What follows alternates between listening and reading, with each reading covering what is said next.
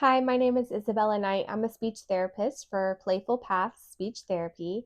And today I'm discussing a blog that I wrote called Are Kids Different These Days? A Speech Therapist's Perspective.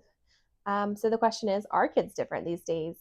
And as a matter of fact, they really aren't. Their environment around them is. So, what's different about their environment? Well, there's a lot of screens. Kids have tablets, phones, iPads, all at their fingertips, and it's really taking away their attention from the outside world. They are only focused in on what's going on in the little square in front of their face, and they're not experiencing the world around them.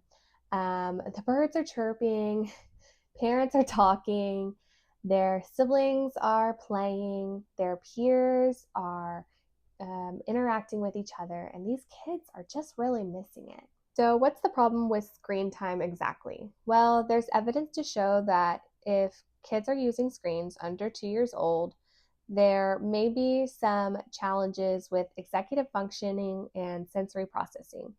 What does that mean? Well, executive functioning is really our ability to maintain attention, our behaviors, our problem solving skills. And if we're having deficits in those areas, we may see that kids may have a harder time maintaining that attention.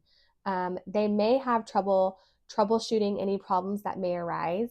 They may not have any inhibition when it comes to their impulses. So they may act on those impulses a little bit more frequently. And then we're also seeing trouble with the sensory processing, like I noted.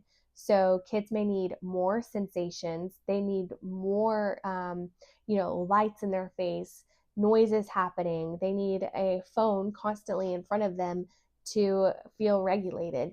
Or they need less. They may become more withdrawn in environments where it's loud and noisy because they simply cannot process that information without becoming overwhelmed.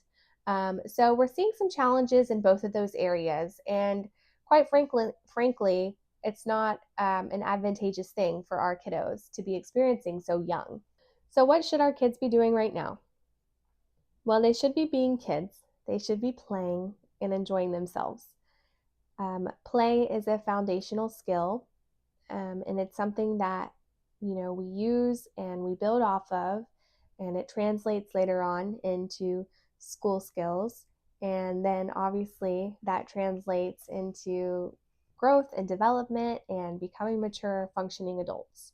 So during play we work on problem solving, maintaining attention, building relationships, building vocabulary, and just overall creating a robust network of information in our brain that we can then translate to communication with others. Kids are learning through play. What can we do as caregivers and adults to help them and to facilitate a good environment for them to learn? I think routines are really important, especially at home, since kids are at home most of the time. Having set routines shows that not only is it healthy for kids and helps support various areas in their life, such as sleep and attention and things like that, but those routines also have a lot of language that can be repeated and modeled for kids.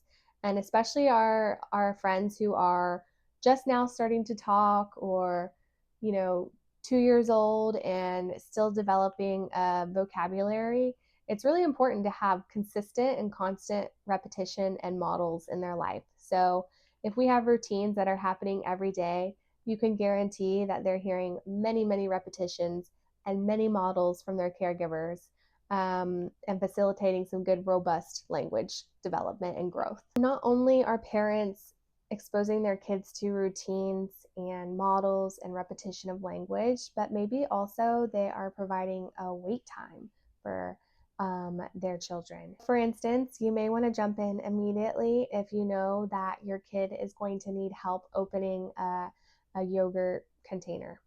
But actually, it's really helpful to allow the child to come to you, ask for help, and then you can reinforce their request by saying, "Oh, I like how you asked me to help you. Yes, I'll help you."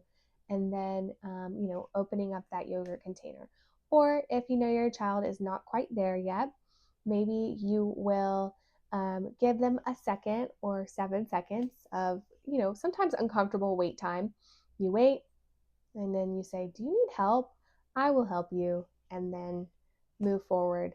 That allows kids to try to problem solve on their own, but also allows them to have an opportunity to use their own language rather than you just jumping in and trying to solve the problem. Of course, it's easier said than done as a parent. You want to avoid meltdowns or, anybody becoming upset, but sometimes there's definitely some long-term benefits for that as well. We've discussed screen time and the negative effect it can have on kids under 2 years old, specifically with their executive functioning and sensory processing.